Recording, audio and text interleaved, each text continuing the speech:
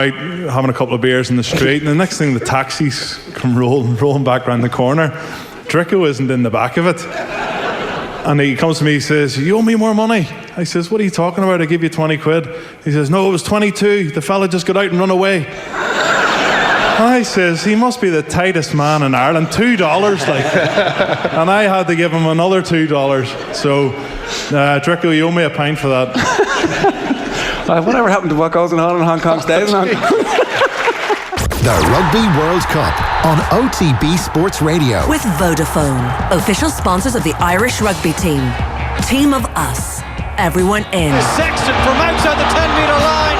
It's spinning. It looks good. Le drop de Jonathan Sexton. Rugby World Cup on Off the Ball.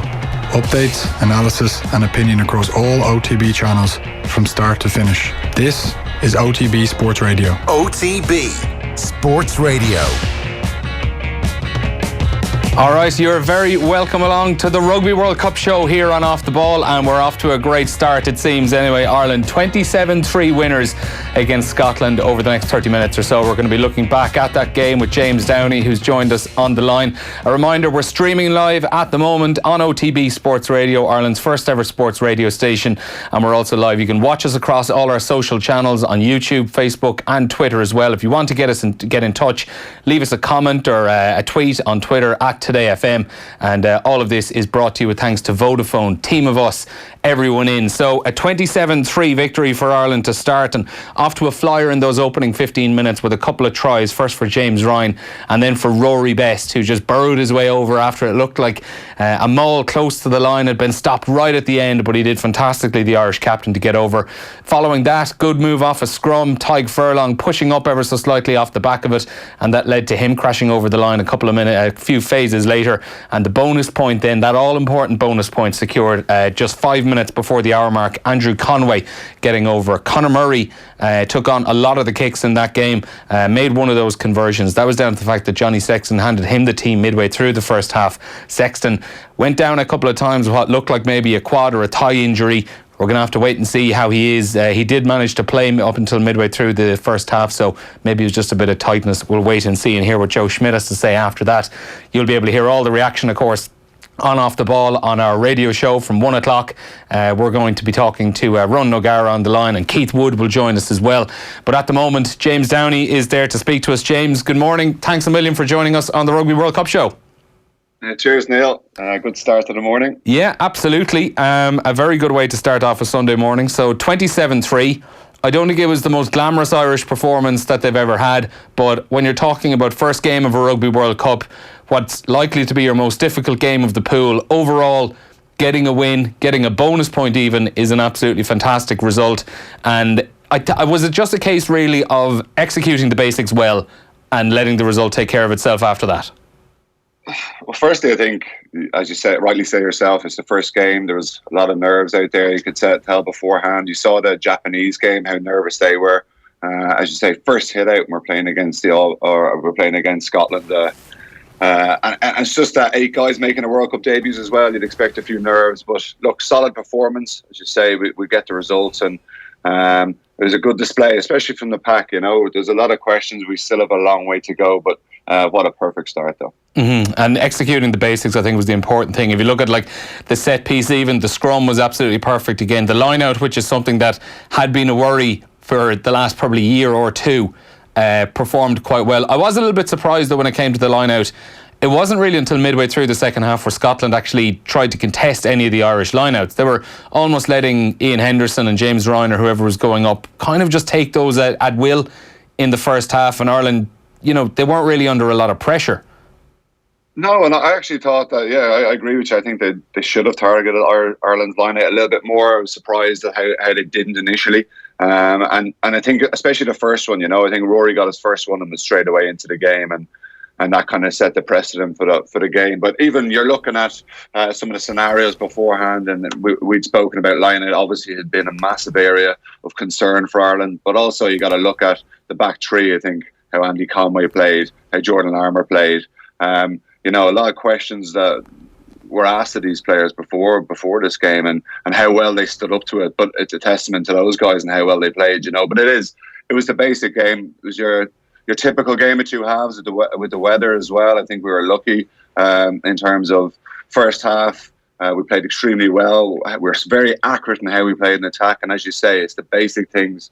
Against a relatively poor Scotland side, let it be said, second half conditions, we were too far ahead and we just kind of shut up shop second half. But I do think that Scotland missed the trick kind of in putting us under a pressure at the line-out. But it's testament to the guys who are out there playing and testament to Rory Best and to James Ryan and Henderson, who were extremely immense in that game. Mm-hmm. And speaking of Scotland's attack, you kind of said Ireland kind of quashed that out. The two men in particular, it almost seemed like Ireland were kind of just defending against two Scottish players and putting all their efforts onto that. Finn Russell and Stuart Hogg, they're two real playmakers in that back line. Looking at the stats, Finn Russell, he carried the ball 8 times for just 23 metres, kicked the ball a lot, passed it a lot. Stuart Hogg, in the end, he did run for 107 metres.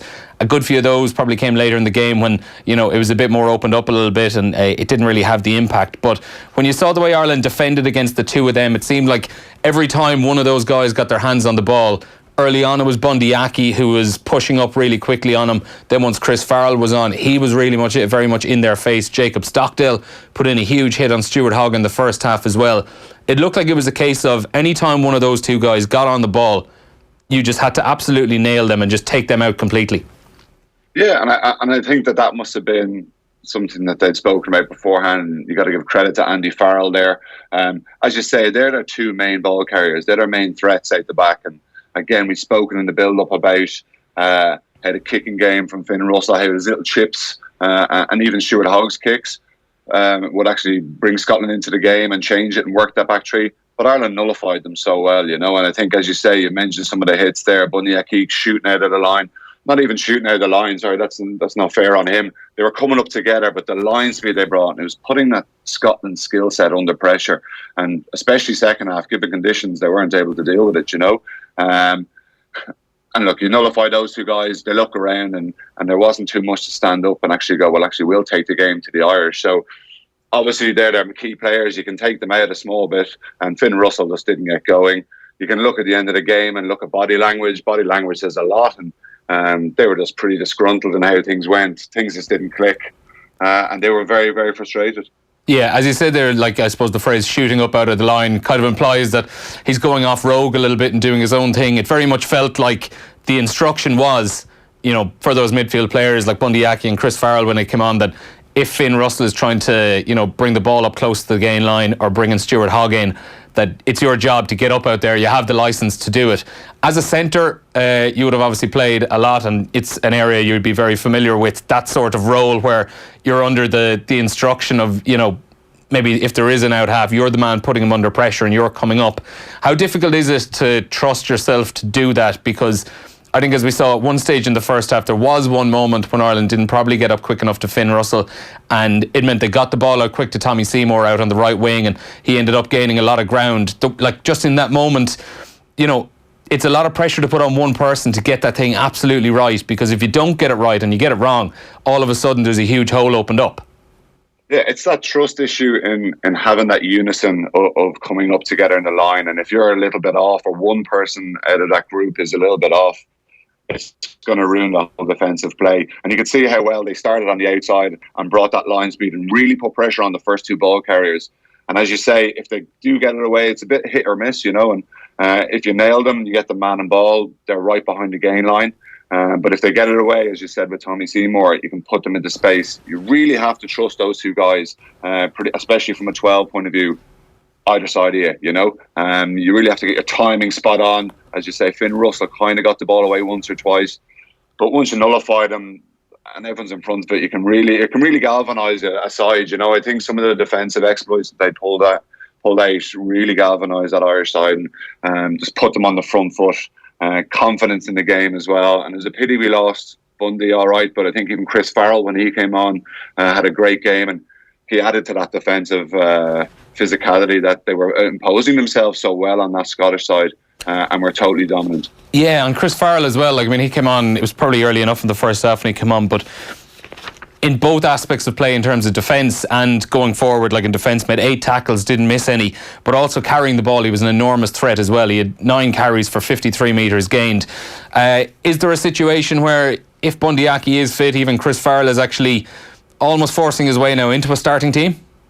Certainly is, and it's one of the calls before the World Cup, I think, where people were saying, okay, will he, won't he?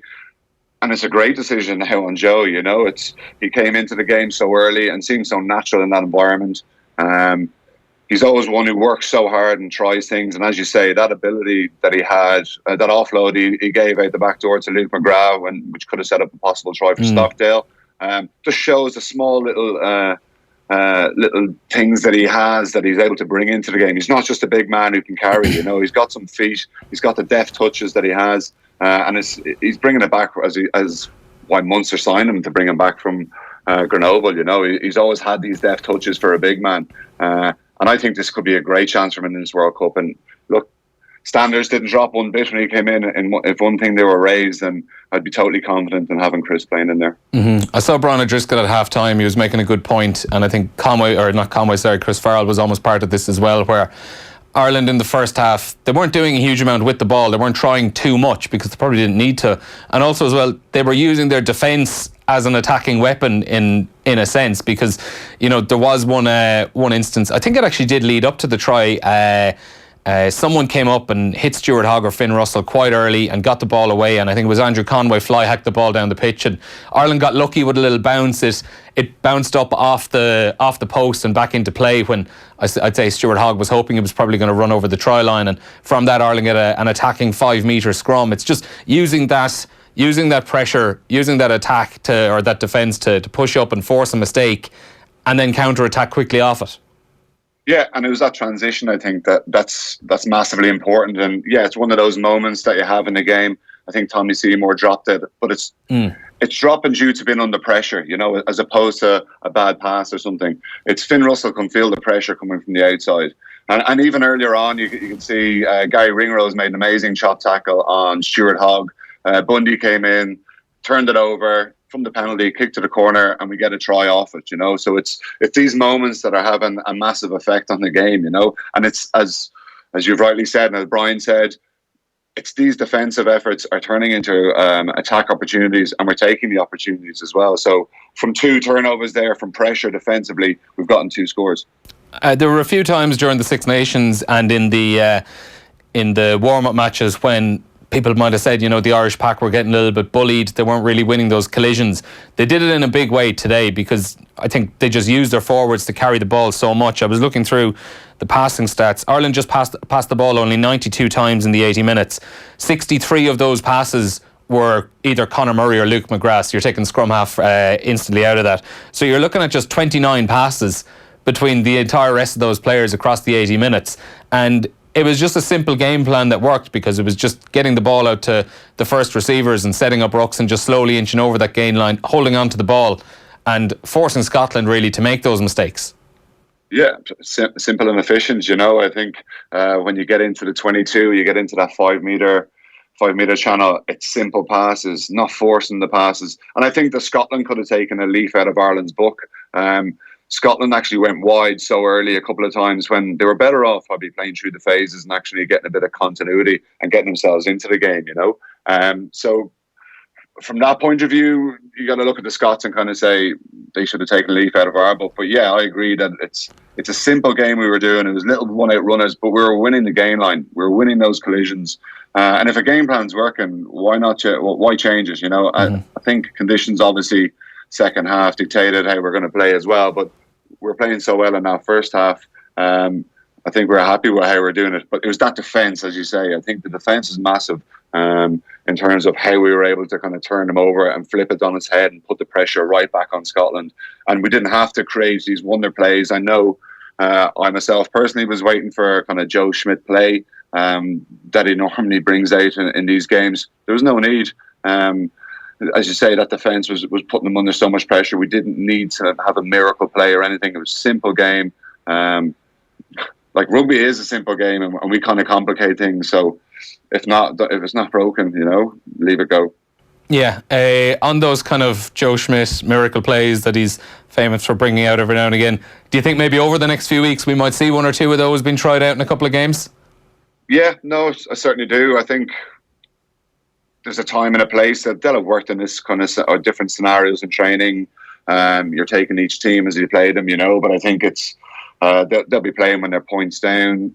As I say, these scenarios will have been brought up in training. I just think today we just didn't need one. It's going to be interesting to see personnel-wise what he does in the next couple of games.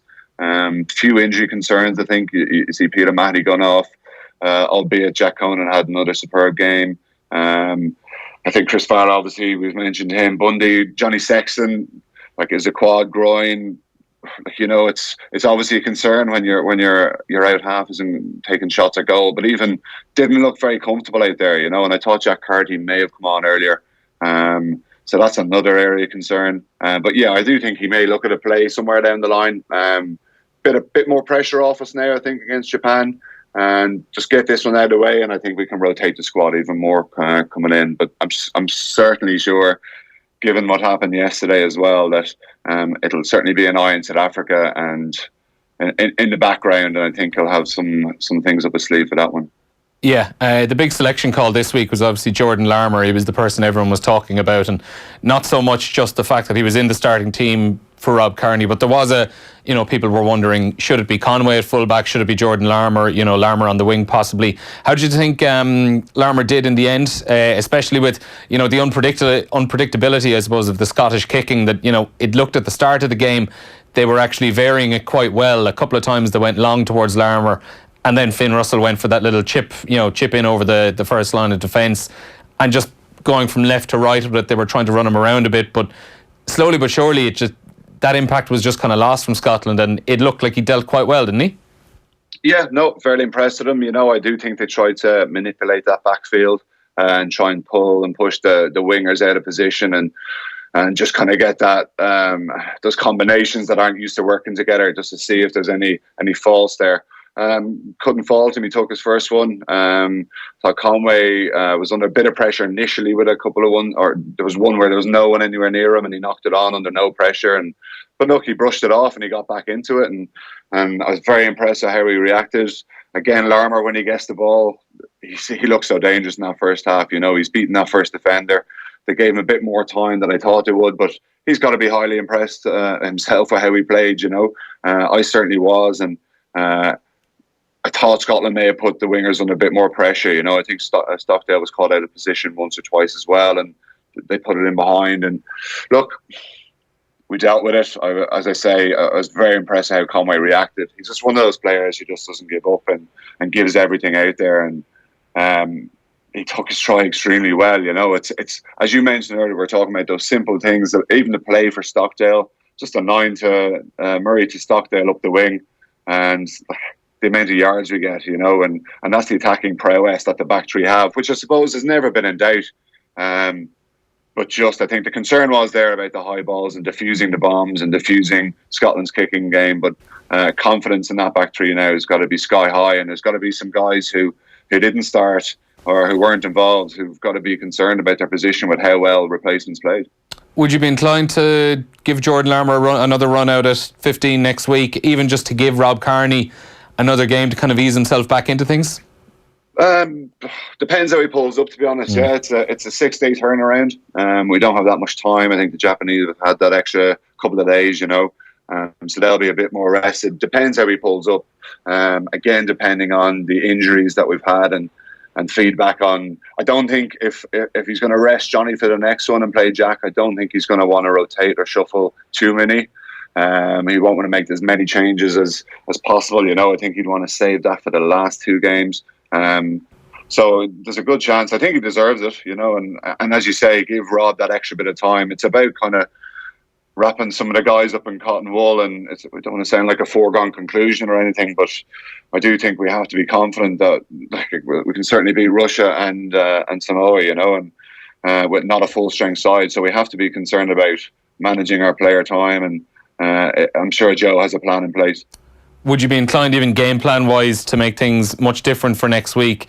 I know we saw Japan on Friday night, and they struggle at times. Some of their handling was quite bad. And when they got the ball out wide, they did look very, very dangerous. Would you be inclined to kind of change things up maybe in terms of defence, that you're not pushing up so much in the middle, you're protecting that space out wide, because that's where the real danger is with Japan? I don't know, to be honest. I think it's going to be an interesting way in how they're going to do it. Whether this was specifically targeted just to take out and put pressure under Finn Russell and Stuart Hogg, or whether this is something further down the line. If you start doing that all the time, then an attack shape will obviously counter that, and they can stay a little bit deeper, little chips, small little things to take away that line speed. And obviously, if you do get caught, you're highly exposed because there's no one in behind. So I'm sure he might vary it up defensively. You'd like to see that intensity that they brought still there, and we can still hit behind the gain line without bringing as much line speed. But I still think they're players to target. So I'm sure Andy Farrell will try and change it up somewhat. I don't think they can constantly do that for the group stages and going further forward, because it is quite tiring to kind of get up and back and repeat that line speed that you're bringing all the time. But it's an attitude as well. Defence is an attitude, and I think that if the guys bring the right attitude, there'll be certainly no problems in whatever defensive outlook that Andy Farrell will bring.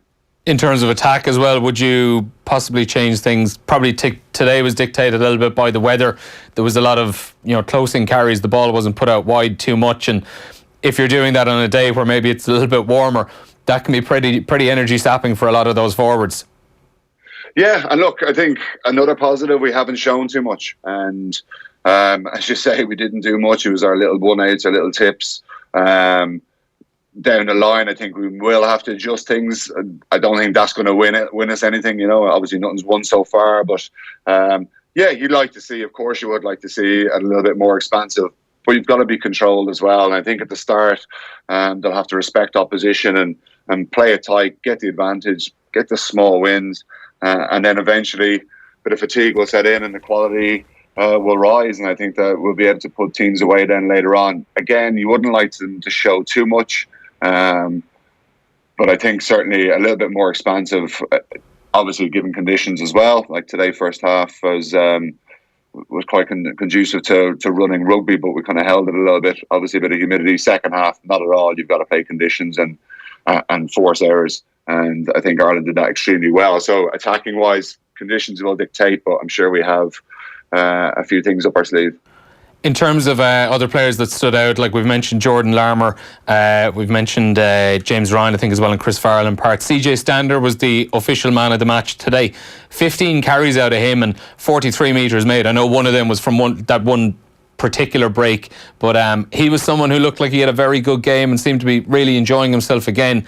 A lot of question marks about the standard of his carrying there had been over the last couple of months, but today he probably picked the best time he could have to have one of those really good games. Yeah, and I think you worry that teams work out how to defend CJ, and especially against England, he just got no change at all from that English defence. But today he was playing like a man possessed, and once he gets over that gain line, once he gets that first carry, he's into the game, and he plays with confidence then. And I think that's massively key for this whole Irish side, never mind just CJ. But his carrying ability, as you say, once he's into it, he's on front foot, he's confident then, and today, as you say, he's had a lot of carries. He's a big influence on the side, and especially when you lose someone like Peter O'Mahony as well. He's got to stand up and be counted, and he did. And I just think that, I thought he was superb today. But James Ryan as well. I think he had 15 carries as well, and 14 tackles, line 8 steal, and a try. And at 23, how far can this guy go? You just don't know. And he's such an impressive individual. And every game, his average games are 8. And obviously, I think CJ deserved applaudis today. But it's just that unseen work that James Ryan gets through. He's certainly won. He's won for the moment, and he's certainly won for the future. You can just see at 23 how far away he is. Yeah, with someone like Ryan, as you mentioned there, it seems like he's an 8 every week.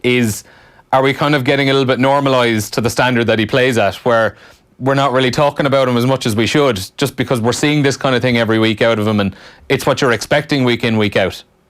Yeah, and I think that's it. That's his standard. They're his levels. I don't think people question anything after a game ago, or they might say he was quiet if he was quiet, which is extremely rare. But again, today he just steps up. He steps up in all the big games. He just goes about his business and does it extremely well, which allows other people like CJ, say, for example, today, who benefits, and Jack Conan, who benefited from that hard work that he does, and they get to carry the loose. And people certainly remember these line breaks and offloads, but it's guys like James Ryan who can create all these opportunities for the rest, you know, and everything he does, he's meticulous about how he does it. And look, he's such an impressive individual for someone so young. As you say, 23, and to have such an impact and influence on this Irish side, he's a key player for us going forward. Are we looking then really at like the natural successor in terms of captaincy for Rory West after the World Cup?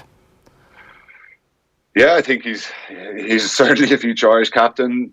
Whether it's the next one, I don't know. I'd certainly like to see him in there and given a chance. I think he's enjoying his role at the moment, where he just goes about his business. He doesn't have to necessarily have that pressure. Some people find the captaincy as a pressure, you know, and some people are quiet and unassuming and just get on with it and let their actions speak in the field. And some are talkers, and they're all very different, I suppose. And I'm sure we will see him as captain at some stage, certainly. And I guess you can kind of look at him, and you look at Paul O'Connell and see him as one of these leaders as well. And you could potentially say a Lions captain, just given the way he plays at the moment, and how he just never lets a side down, and everything he does, it's just been immense to watch. And if he can keep those standards up, I'm sure he will be a captain at some point. So overall thoughts then, just a good solid start, a way to ease yourself into the tournament. And you said a little bit earlier on that your eyes are already kind of going towards that quarter final, probably against South Africa, without getting, you know, ahead of yourself or getting cocky, because, you know, you think, you know, Scotland on paper were the toughest test coming into this, but looking ahead at that, it's just kind of a nice way to ease yourself into the tournament now. Yeah, I think so. I think, look, obviously there was such a big focus on this game, because of exactly as you say, it's that Scottish, we know them so well. It's going to have a massive impact on the knockout stages, potentially. But I do think, look, I think we should beat the rest of the three teams, and we should win convincingly against the last two, I think. Just think that the Japanese, though, I think they might target the Scotland game, which could take an eye off for them. So for us, it's a great start, perfect start, exactly what we needed. Now we just got to kind of rally the troops, get the injuries taken care of, make sure everyone's 100%, and it's keeping that squad, it's keeping that 31 players pushing each other forward. And I think that the guys who stepped up today, and the bench in particular today, have really put some pressure on, and that's what you want going forward. I think if we're looking into how far we can go, I don't know, you know, but I just certainly think that a squad pushing each other will certainly make competition a lot higher, and certainly will bring some results on the field. So I do think we're in a great position at the moment. So we've got to be smart in how we look after our players the next few games.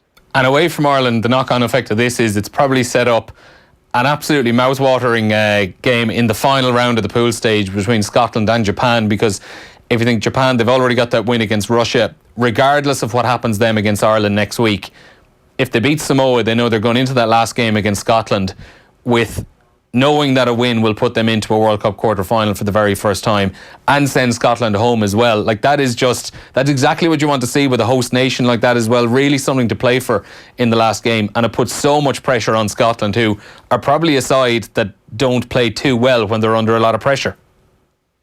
Yeah, and they're going to be extremely disappointed in how they played, and they've actually I haven't heard how bad Hamish Watson is, but to lose someone like that as well, like one of their key influential players, it's going to have a big impact on that squad, and how they regroup will be interesting. Gregor Townsend's certainly going to have to rally them before they play, but as you rightly said there, I think that this Japanese side, we certainly didn't be the ones who were going to be the last South Africa per se at the last World Cup, and there's always one team that suffers or gets a shock defeat, and we don't want it to be us. And you just feel, considering how they did it the last time, that the Japanese have a big performance in them with the crowd behind them. And as you say, if Scotland are going into that, if they're limping into that last game under pressure, the Japanese be buoyed by the crowd, and that could see them over the line, as you say, and that will have a massive impact on the quarterfinals.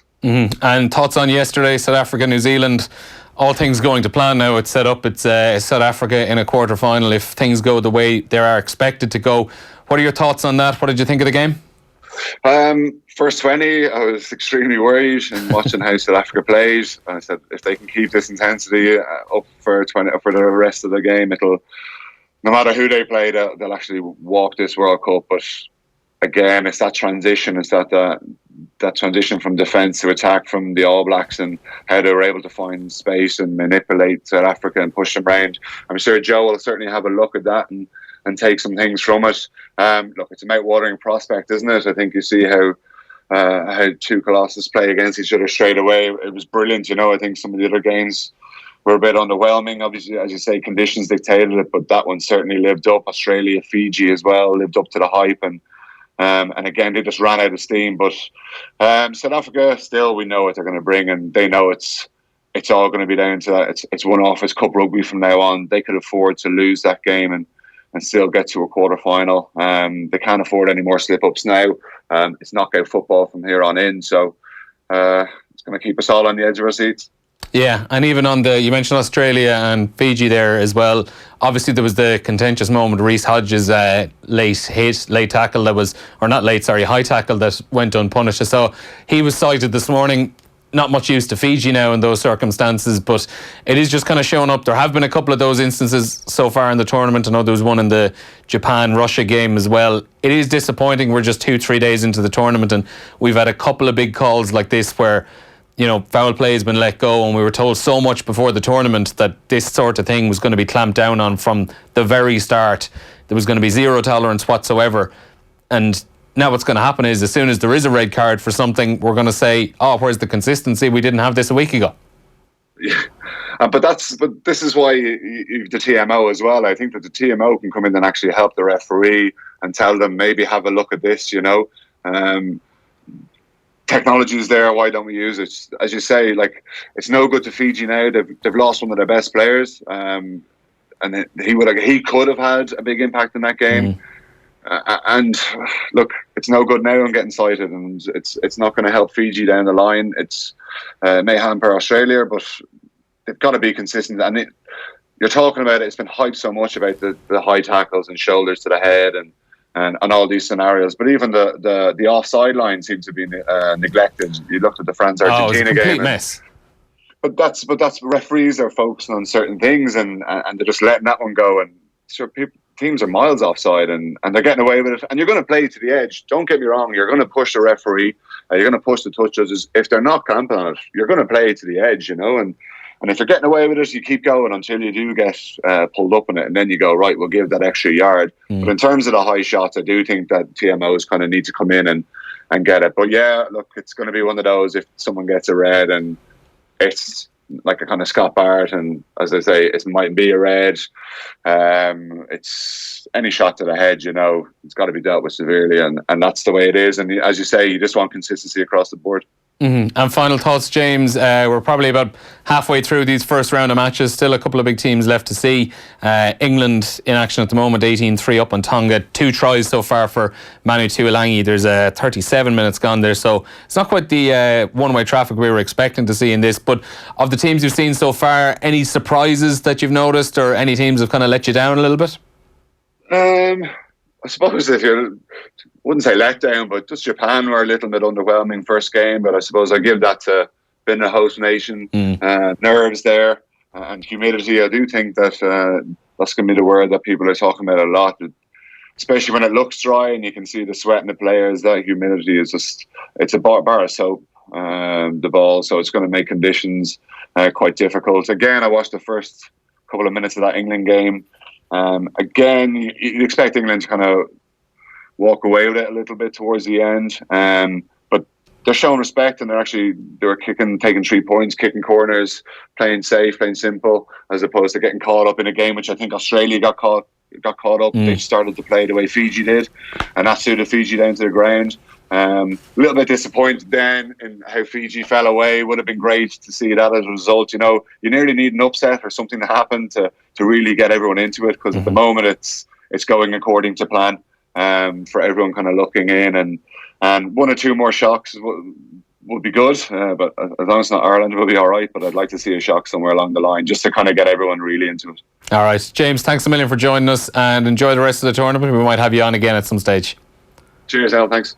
James Downey there, speaking to us, looking back on Ireland's win against Scotland this morning. That's almost it for the Rugby World Cup show. Before we go, run through a couple of games coming up over the next few days. Georgia in action against Wales tomorrow, and we'll actually look now and speak to Georgia head coach Milton Haig. A couple of weeks ago, I had him on one of our episodes of Land of the Rising Scrum, where we were previewing the Rugby World Cup. He was kind enough to join us on the Skype line.